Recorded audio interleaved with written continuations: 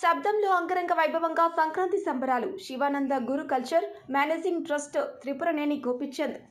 శివానందమూర్తి కృపతో తెలంగాణ రాష్ట్రంలో ఉన్న ప్రజలందరూ సుఖ సంతోషాలతో ఉండాలని సంక్రాంతి సంబరాలను శబ్దంలో ఆదివారం నిర్వహించినట్లు Shivananda Guru cultural managing trustee Tripuraneni Gopichand మీడియాకు ఆదివారం తెలిపారు. సందర్భంగా గోపిచంద్ మాట్లాడుతూ సంక్రాంతి పండుగ పురస్కరించుకుని సప్తధాంలో ప్రజలందరూ ఒకే దగ్గర జరుపుకోవడం చాలా సంతోషంగా ఉందన్నారు.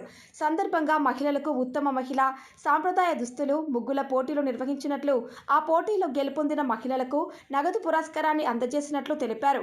కార్యక్రమంలో శివానంద గురు కల్చరల్ ట్రస్టీ సభ్యులు బండారు సాయి నారాయణ, సోమరామయ్య, మాదారపు సదాశివుడు, పబ్బతి నరేష్ కుమార్, మహిళలు తదితరులు పాల్గొన్నారు.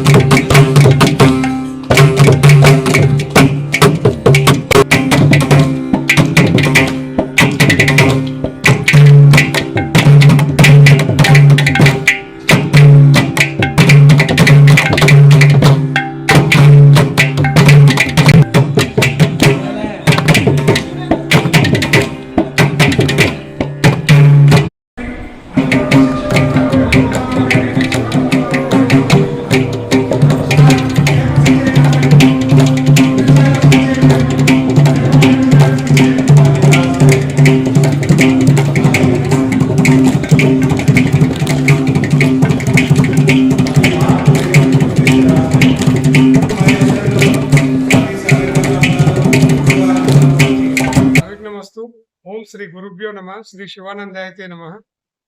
ఈరోజు మనం ఎప్పటి నుంచో పురాతన కాలంలో ఆచరిస్తున్నటువంటి సంక్రాంతి వేడుకలని సమిష్టిగా అందరం కలిసి చేసుకోవాలి అని పూజ గురుదేవులు చెప్పిన దాని ప్రకారం అందరికీ కుల మతాలకు అతీతంగా సామరస్యంగా అందరినీ కూర్చోబెట్టి అందరినితో కలిపి ఒక సమిష్టి వేడుకలను జరుపుకోవాలని ఎప్పటి నుంచో మనం సంక్రాంతి వేడుకలు చేస్తున్నాము.